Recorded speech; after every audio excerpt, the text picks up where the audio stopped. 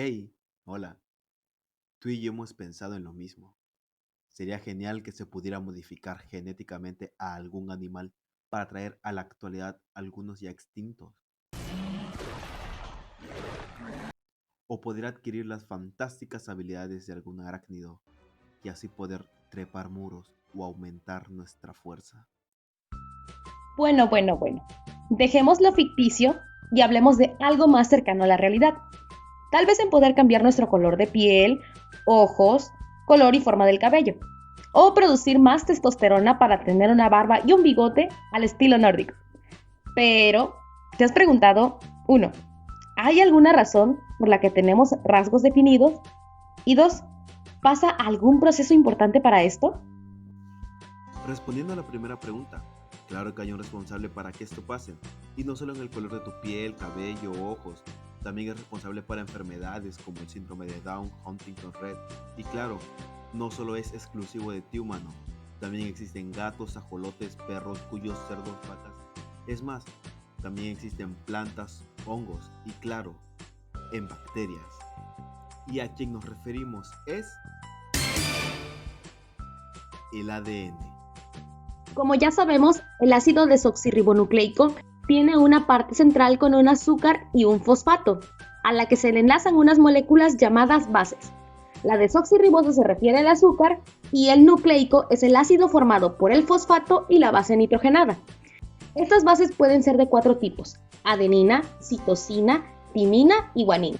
Y se unen por una ley que se llama la ley de complementariedad, que dice que se unen las timinas con las adeninas y guaninas con las citosinas, es decir, con su base complementaria. Para la segunda pregunta, es necesario mencionar que ese proceso es el más importante para los estudiantes de biotecnología. ¿Y a cuál nos referimos? Al dogma central de la biología molecular. Este proceso consta de tres pasos: la replicación, donde el ADN se duplica; la transcripción, donde pasa de ADN a ARN; y la traducción, donde se transforma de ARN a proteína. Todo esto con ayuda de diferentes enzimas.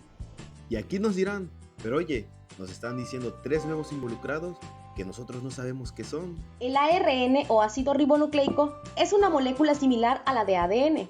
A diferencia de esta, el ARN es de cadena sencilla. Una hebra de estas tiene un eje constituido por un azúcar ribosa y grupos de fosfato de forma alterna. Unidos a cada azúcar se encuentra una de las cuatro bases adenina o uracilo, sustituyendo a las timinas, citosinas o guaninas. Las proteínas son macromoléculas formadas por cadenas lineales de aminoácidos. Y las enzimas son moléculas orgánicas que actúan como catalizadores de reacciones químicas, es decir, aceleran la velocidad de reacción. Esto sucede en células eucariotas como en procariotas. Sin embargo, como el ADN de las células eucariotas está condensada en cromosomas y las de las procariotas están en forma circular, habrá diferencias las cuales son notables. Empecemos con la replicación en eucariotas. Primero hablemos de dónde y cuándo sucede esto. Primero, ¿dónde? En una célula eucariota ocurre en el núcleo. ¿Cuándo? Bueno, una célula necesita de esto antes de que se divida, para que la nueva célula hija pueda tener también una copia del ADN. En una célula eucariota ocurre antes de la mitosis o meiosis en un tiempo conocido como interfase. Consta de tres fases llamadas iniciación, elongación y terminación. La replicación se produce en las regiones del ADN llamadas orígenes de replicación u horquilla de replicación. Debido a su gran tamaño, las células eucariotas tienen múltiples orígenes. En algunas regiones hay secuencias de nucleótidos denominadas promotores, y estos les indican a la enzima ARN polimerasa dónde empieza un gen, y así es como la enzima inicia la lectura del ADN. La primera etapa consiste en separar la doble hélice del ADN. Esto se logra a través de una enzima denominada helicasa, la cual es la responsable de romper los enlaces de hidrógeno que unen a las bases nitrogenadas. Esta enzima crea la horquilla de replicación. Cada cadena de la horquilla actúa como un molde para la síntesis de una nueva hebra complementaria. De este modo se obtienen dos ADNs, en las que cada nueva doble hélice contiene una cadena nueva y una cadena vieja. Un conjunto de proteínas de unión a cadena libre, o SSB, se unen al ADN y estabilizan la apertura de las cadenas sencillas producidas por la helicasa. Hay una enzima llamada topoisomerasa. Esta enzima impide que la doble hélice del ADN, que está por delante de la horquilla de replicación, se enrolle demasiado cuando se abre el ADN. Actúa haciendo mellas temporales en la hélice para liberar la tensión, las cuales vuelve a sellar para evitar daños permanentes. En este instante, la enzima primasa produce un fragmento corto de ARN, llamado cebador o primer. Con este cebador comienza la replicación de la hebra complementaria del ADN. La enzima ADN polimerasa 3 se une a la hebra principal y comienza a incorporar desoxirribonucleótidos. Esta enzima solo puede añadir nucleótidos complementarios en la dirección de 5' a 3', por lo que a partir del cebador, la síntesis se realiza de forma sencilla en la cadena líder. A diferencia de la hebra líder, en la hebra discontinua no se puede sintetizar en sentido, puesto que su dirección es de 3' a 5'. Así que si replica en dirección contraria, así, la enzima primasa produce varios cebadores a lo largo de la cadena rezagada. Y luego la ADN polimerasa 3 sintetiza fragmentos de ADN a partir de los extremos de cada cebador.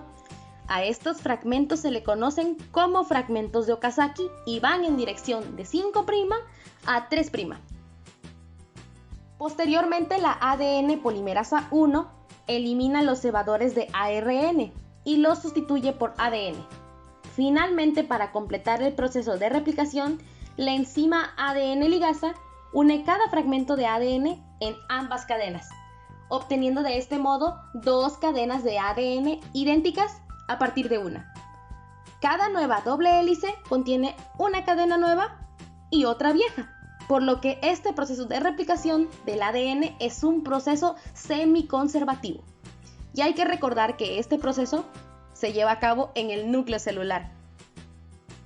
Proseguimos con la transcripción de la célula eucariota. Lo primero que debemos saber de este paso es que existen tres tipos de polimerasas. La polimerasa ARN1, que genera ARN ribosomal. La polimerasa ARN2, que genera ARN mensajero. Y la polimerasa ARN3 genera ARN de transferencia.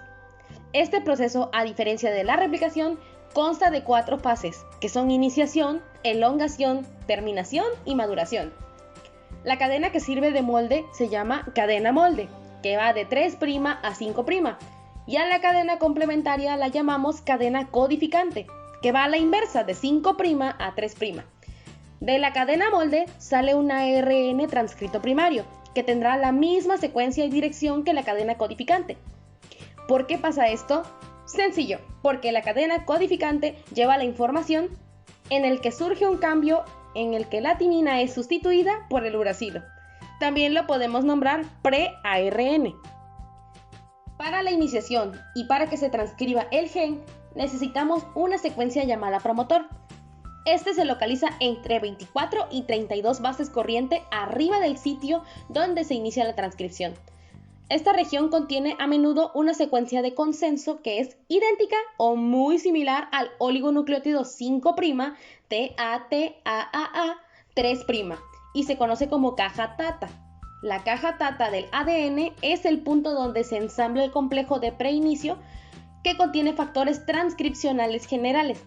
Son proteínas y permiten la unión del ARN polimerasa. El complejo de preinicio debe ensamblarse antes de comenzar la transcripción del gen. Eso quiere decir que el promotor no se transcribe. En la elongación, a partir de ahí, en dirección de 5' a 3', se comenzará a sintetizar una molécula de pre-ARN mensajero. El ARN polimerasa en la burbuja de transcripción irá avanzando y copiando esa cadena molde hasta que llega a una secuencia de par. En el extremo 5' se une una molécula denominada CAP5' o caperuza, que es una molécula de 7-metilguanosina trifosfato. La caperuza hará que el ARN mensajero sea por los ribosomas y ayude al inicio de la traducción.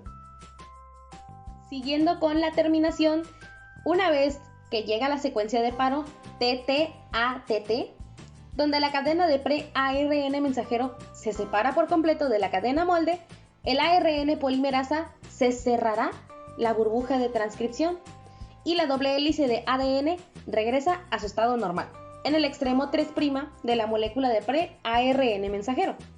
Se añade una cadena de adeninas también llamada colapolia. Esta consta de 20 a 250 residuos de adeninas. A este proceso se le llama poliadenización. Una vez terminados los procesos anteriores, se lleva a cabo el proceso de maduración, para que el ARN mensajero pueda salir del núcleo celular al citoplasma. Este proceso comienza con el denominado empalme o splicing. El pre-ARN mensajero tiene la forma caperuza, exón, intrón, exón, etc., hasta terminar con la colapolia. Los intrones deben ser eliminados porque no codifican información. Los exones son quienes codifican la información. Aquí, el complejo enzimático llamado espliciosoma es el encargado de este proceso. El espliciosoma está compuesto de diversas moléculas pequeñas llamadas SNRNP, por sus siglas en inglés Small Nuclear Ribonucleoproteins, y estas moléculas están constituidas por proteínas y pequeñas moléculas de ARN. Todo esto sucede de la siguiente manera. La formación del espliciosoma comienza cuando un tipo de SNRNP se une al extremo 5' de un intrón y un tipo diferente se une en el extremo 3' del mismo intrón. Otros SNRNP interactúan con el complejo poniendo en contacto ambos extremos de los intrones y haciendo que el interno forme un lazo. Esto también reúne a todos los SNRNP para formar el espliciosoma completo. Después se separa el intrón y una ligasa une los exones. Entonces se deshace el espliciosoma cuando se liberan los SNRNP. Y de esta manera, el pre-ARN mensajero se convierte en ARN mensajero maduro y finalmente puede salir al citoplasma para comenzar el siguiente proceso, que es la traducción. Finalmente veremos la traducción de eucariotas. Este es el último proceso para obtener proteínas en una célula eucariota. Después de que nuestro ARN mensajero maduró, salió del núcleo por los poros nucleares. Para comenzar, debemos saber qué es el código genético. Son las instrucciones para construir un polipéptido a partir de un ARN mensajero. Estos tienen sus características, que vienen en grupos de 3 nucleótidos o tripletes llamados codones. Hay 64 codones distintos, donde 3 son de paro y 1 de inicio. El AUG, que es un codón, es exclusivamente para la metionina. También que existen 20 aminoácidos y también hay diferentes codones que pueden codificar para un mismo aminoácido. Para hacer más entendible la explicación de la traducción, vamos a describir a los participantes de este proceso. Para comenzar, ¿qué es un anticodón?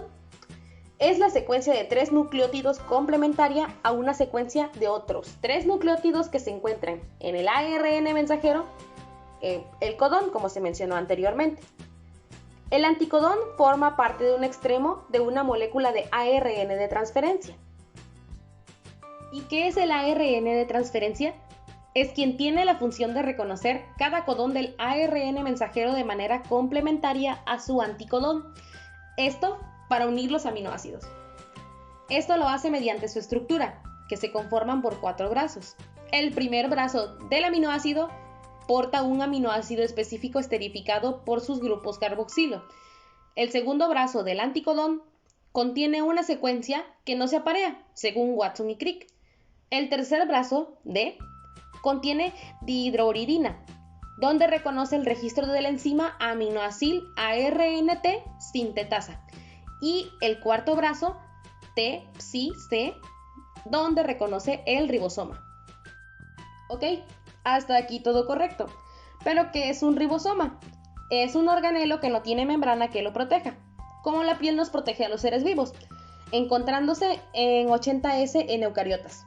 Contienen también ARN ribosomal y 50 proteínas estructurales. Esta componiéndose así de 2 subunidades, una mayor conocida como 60S, y la otra menor, conocida como 40S. Considerémoslos como hermanos y hablaremos primero del menor, del 40S. Este tiene 33 proteínas y una sola molécula de ARN, y la mayor, 60S, tiene 49 proteínas y 3 diferentes moléculas de ARN. Su función es llevar a cabo la traducción del ARN mensajero y convertirlo en un polipéptido. Entonces, el ribosoma tiene sitios conocidos como EPA, que tienen las funciones para que el proceso de la traducción se lleve a cabo de manera adecuada, teniendo las funciones siguientes, donde el sitio A sirve de entrada a los nuevos ARN de transferencia cargados con aminoácidos. El sitio P está ocupado por peptidil ARN de transferencia, que este lleva la cadena polipeptídica que irá creciendo y creciendo para formar las proteínas. El sitio E, finalmente, este es la salida de los ARN de transferencia después de haber dejado el aminoácido en la sección anterior para la formación de la proteína. Entonces, ya adentrándonos en el proceso de la traducción, conociendo a los personajes principales, podemos adentrarnos a explicar que la traducción se lleva a cabo por medio de 3 pasos: iniciación, elongación y terminación. Podemos comprender ahora con más facilidad. Entonces, en la iniciación, la subunidad pequeña del ribosoma se une al ARN de transferencia, que lleva al aminoácido metionina. Dicho complejo se une a la estructura CAP del extremo 5', donde este se va a escanear como si vamos al supermercado y pasan el código de barras y se identifica dónde se encuentra el codón de inicio, conocido como AUG, que ya habíamos mencionado anteriormente. En el codón AUG, la subunidad mayor se va a unir al complejo y los factores de iniciación se van a liberar. Como consecuencia, aquí es donde comienza la elongación, siendo los personajes principales un nuevo ARN de transferencia y los sitios que mencionábamos, los EPA, donde primero el ARN de transferencia va a entrar en el sitio A del ribosoma.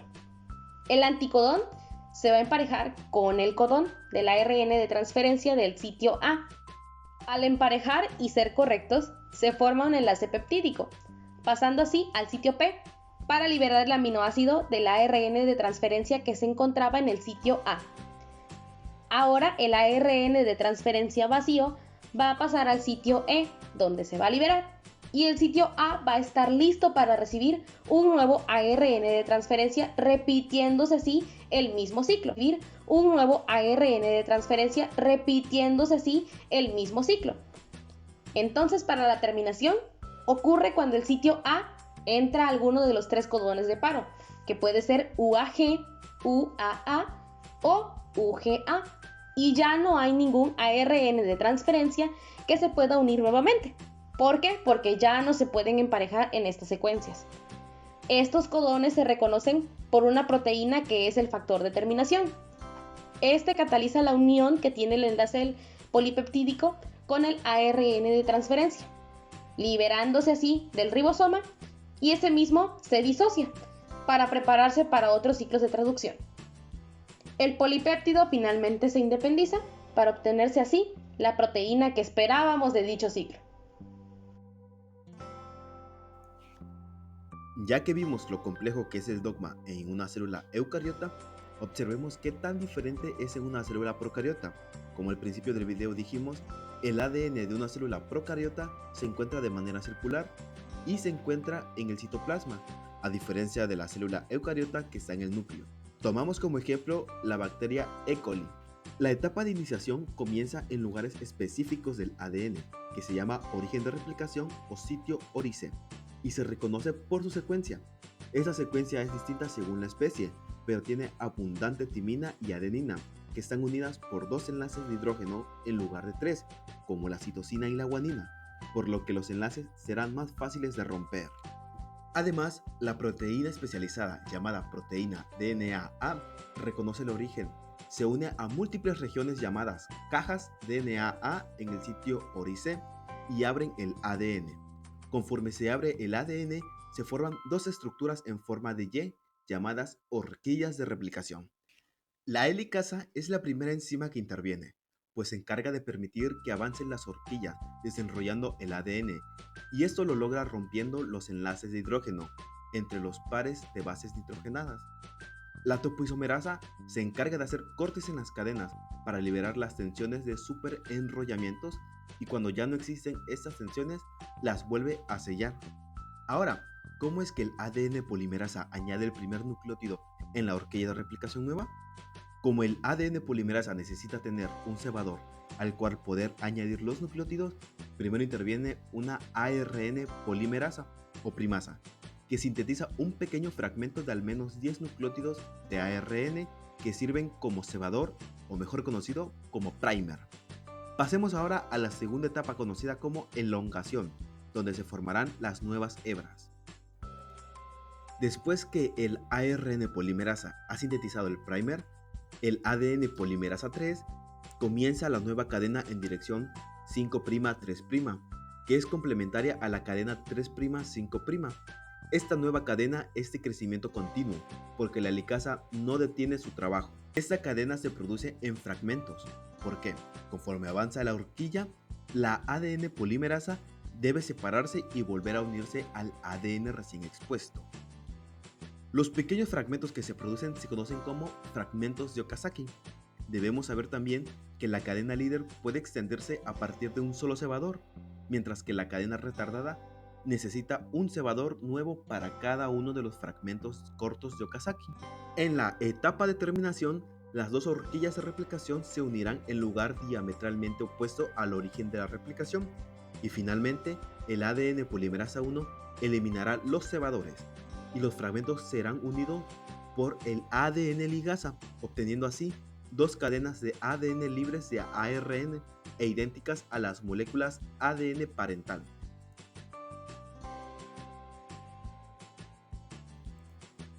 A diferencia de las células eucariotas, la transcripción en procariotas consta de tres fases, que son iniciación, elongación y terminación, ya que aquí el ARN mensajero no necesita maduración, ya que se encuentra en el citoplasma.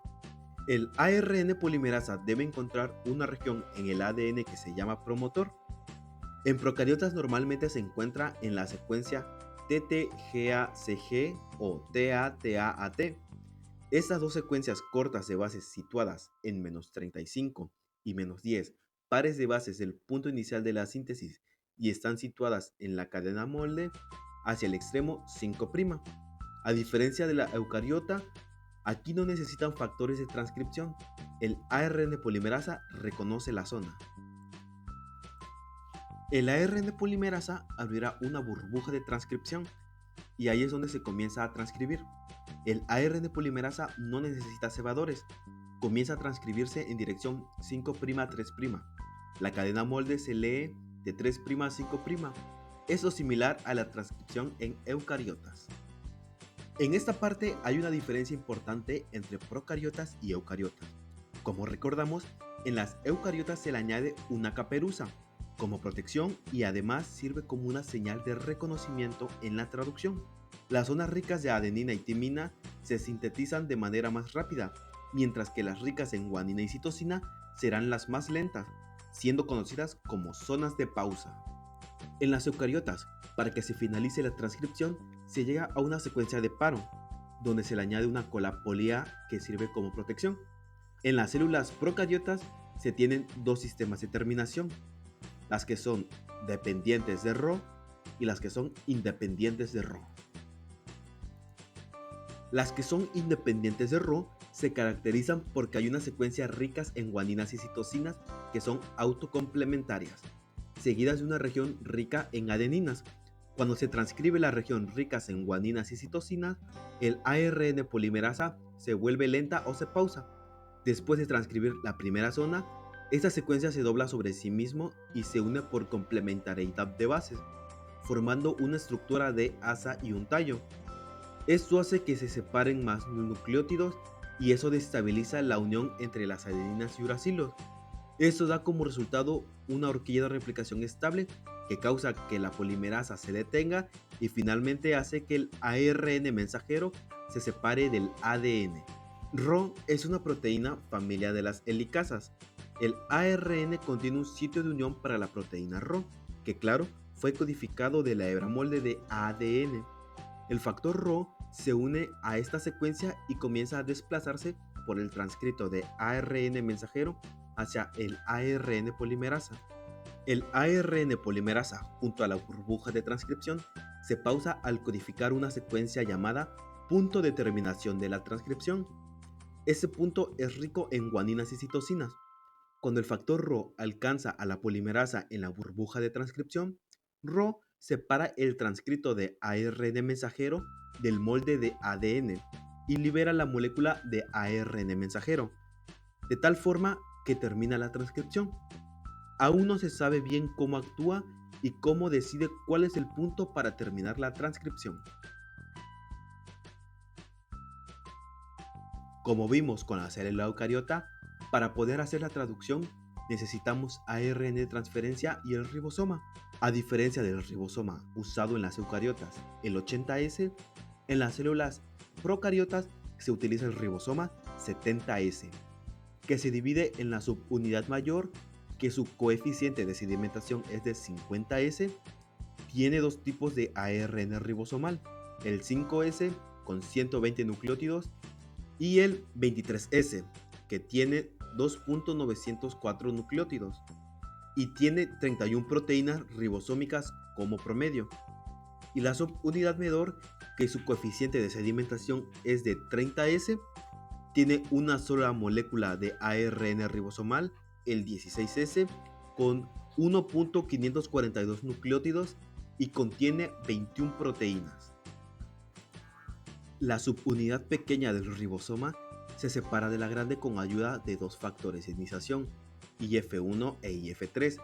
Este complejo se une a una región rica en purinas, llamada secuencia Shine-Dalgarno.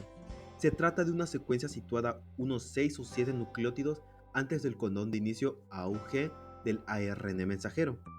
La secuencia Shine-Dalgarno es complementaria y está emparejada a una secuencia del ARN ribosómico 16S.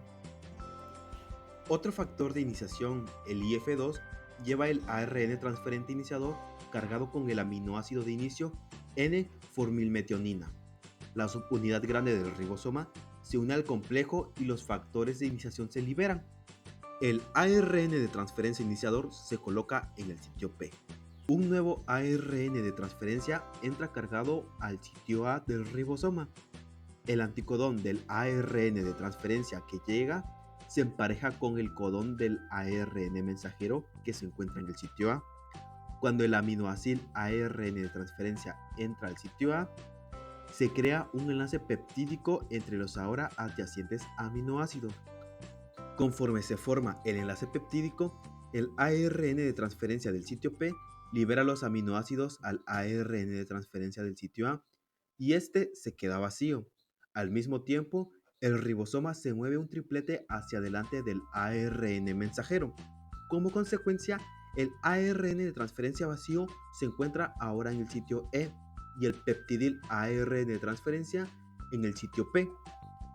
El sitio A se encuentra ahora libre y listo para aceptar un nuevo ARN de transferencia. El ciclo se repite para cada codón del ARN mensajero. La terminación ocurre cuando en el sitio A se coloca algunos de los 3 codones de paro.